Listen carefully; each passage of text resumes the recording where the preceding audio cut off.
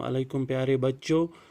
ये class 9th class के students के लिए है और हम पढ़ने जा रहे हैं बायोलॉजी पोर्शन का पहला chapter the fundamental unit of life. तो इस चैप्टर में हम सेल के बारे में पढ़ने जा रहे हैं। जैसे कि आपको चैप्टर के नाम से ही पता चलता है the fundamental unit of life, इसका मतलब है, इसलिए हम सेल को कहते हैं it is the basic structural and functional unit of life. अब हम सेल को क्यों कहते हैं basic structural and functional unit of life वो हम आगे लेक्चर में डिस्कस करेंगे। पहले हम जानते हैं सेल की डिस्कवरी के बारे में। सेल को डिस्कवर किया एक साइंटिस्ट ने, उस साइंटिस्ट का नाम था रॉबर्ट हुक।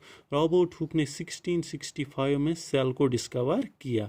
रॉबर्ट हुक ने क्या किया, रॉबर्ट हुक ने एक प्लांट मटेरियल लाया, कॉक एक प्लांट मटेरियल था वो उसने लाया, उसके थिन स्लाइसेस उसने बनाए। वो जो थिन स्लाइसेस ऑफ कॉर्क उसने बनाए उनको उसने ऑब्जर्व किया through a self designed microscope. Robert Hooke के टाइम तक माइक्रोस्कोप इन्वेंट नहीं हुआ था, तो उसने खुद ही एक माइक्रोस्कोप बनाया था, उसको सेल्फ डिज़ाइनड माइक्रोस्कोप बनाया था। उसी सेल्फ डिज़ाइनड माइक्रोस्कोप के ज़रिए उसने वो जो थिन स्लाइसेस ऑफ कॉर्क थे उन्हीं को ऑब्जर्व किया। जब वो उन थिन स्लाइसेस ऑफ कॉर्क अपने उस सेल्फ डिज़ाइनड माइक्रोस्कोप के ज़रिए ऑब्जर्व कर रहा था, तो उसको वहाँ पे क्या दिखा, वहाँ पे उसको एक हनीकॉम्ब लाइक स्ट्रक्चर दिखी। उस हनीकॉम्ब लाइक स्ट्रक्चर में बहुत सारे बॉक्सेस उसको नज़र आए, कंपार्टमेंट्स जैसे नज़र आए। वो जो कंपार्टमेंट्स थे वो एक दूसरे से सेपरेट थे बाय डायाफ्राम्स। यहाँ पर आप देख सकते हो ऐसे स्ट्रक्चर्स उसको नज़र आए। ये जो खाली बॉक्सेस उसको नज़र आए ये एक दूसरे से सेपरेट थे बाय डायाफ्राम्स और उनके ऊपर एक पोर लाइक स्ट्रक्चर थी। ये जो खाली बॉक्सेस उसको वहाँ पे नज़र आए, इन्हीं बॉक्सेस को उसने नाम दिया cells. He named these compartments और बॉक्सेस एज सेल्स। इन्हीं खाली बॉक्सेस और कंपार्टमेंट्स को उसने नाम दिया सेल्स। इस तरह से रॉबर्ट हुक ने सेल को डिस्कवर किया। एक्चुअली कॉर्क जो है, जो वो थिन स्लाइसेस ऑफ कॉर्क देख रहा था, जो प्लांट मटेरियल रॉबर्ट हुक देख रहा था, वो एक डेड टिश्यू है। तो हम एक्चुअली ये कह सकते हैं जो रॉबर्ट हुक ने सेल्स देखी वो डेड सेल्स थी। इसके बाद एक और साइंटिस्ट आया जिसका नाम था एंटोन वॉन लीवनहॉक, जिसने पहली बार ऑब्जर्व किया लिविंग सेल्स को इन 1673 में। इसने लिविंग सेल्स को ऑब्जर्व किया बैक्टीरिया में, प्रोटोजोआ में, सुपरमेटोजोआ, आरबीसीज में। तो इस तरह हम कह सकते हैं लिविंग सेल्स को पहली बार ऑब्जर्व या डिस्कवर किया एंटोन वॉन लीवनहॉक ने। उसके बाद एक और साइंटिस्ट आया रॉबर्ट ब्राउन, जिसने डिस्कवर किया न्यूक्लियस को इन 1831 में ऑर्किड रूट सेल्स में। जैसे न्यूक्लियस सेल के सेंटर में एक बहुत ही इंपॉर्टेंट ऑर्गेनेली होती है जिसके बारे में हम आगे पढ़ेंगे। इसको डिस्कवर किया रॉबर्ट ब्राउन ने इन 1831। उसके बाद दो और साइंटिस्ट आए श्लीडियन एंड शुआन। उन्होंने एक थ्योरी दी जिसको हम कहते हैं सेल थ्योरी। उसमें उन्होंने बहुत सारे पॉस्टुलेट्स दिए। एक इंपॉर्टेंट बात उसमें उन्होंने ये कही that all organisms whether plants or animals they are made up of cells।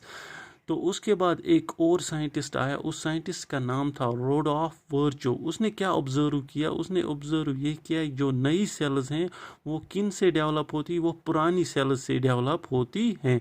तो उसने क्या कहा, उसने कहा जो नई सेल्स हैं, new cells develop by the division of pre existing sales.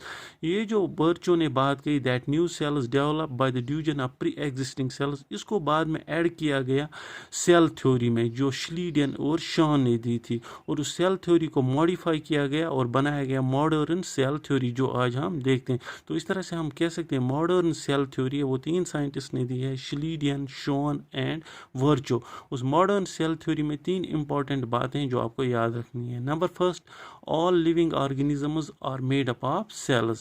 all living organisms whether plants or animals they are made up of cells। जो तमाम living organisms हैं चाहे plants हो या animals वो किन के बने हैं, cells के बने हैं।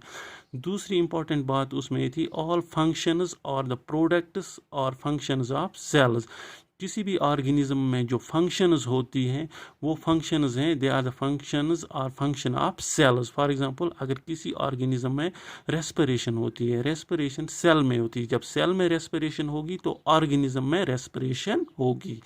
और तीसरी बात जो उन्होंने उस सेल थ्योरी में है, all cells arise from pre existing cells. ये इंपॉर्टेंट बात जो कही थी वर्च्यू ने, जो पहले सेल थ्योरी थी श्लीडियन और शॉन की सेल थ्योरी, उसमें ये बात नहीं थी, उसमें उन्होंने ये नहीं कहा था, ये बाद में वर्च्यू ने कहा और इसी बात को ऐड किया गया बाद में सेल थ्योरी में और बनाया गया मॉडर्न सेल थ्योरी, जो एक इंपॉर्टेंट बात है। All cells arise from pre existing cell, जो नई सेल्स हैं वो पुरानी सेल्स से ही बनती, जो ऑलरेडी मौजूद होती है सेल्स उन्हीं से बनती हैं by the division of those cells. इस तरह से इस लेक्चर में मैंने आपको बताया सेल को डिस्कवर किसने किया, कैसे किया, लिविंग सेल के बारे में इसको डिस्कवर किसने किया, न्यूक्लियस के बारे में जो अर्ली जो साइंटिस्ट थे जिन्होंने पहले सेल के बारे में इंफॉर्मेशन दी, वो सब कुछ मैंने आपको इस लेक्चर में बता दिया। अब हम आने वाले लेक्चर में सेल की शेप और साइज़ के बारे में पढ़ेंगे। Thanks for watching. Have a good day.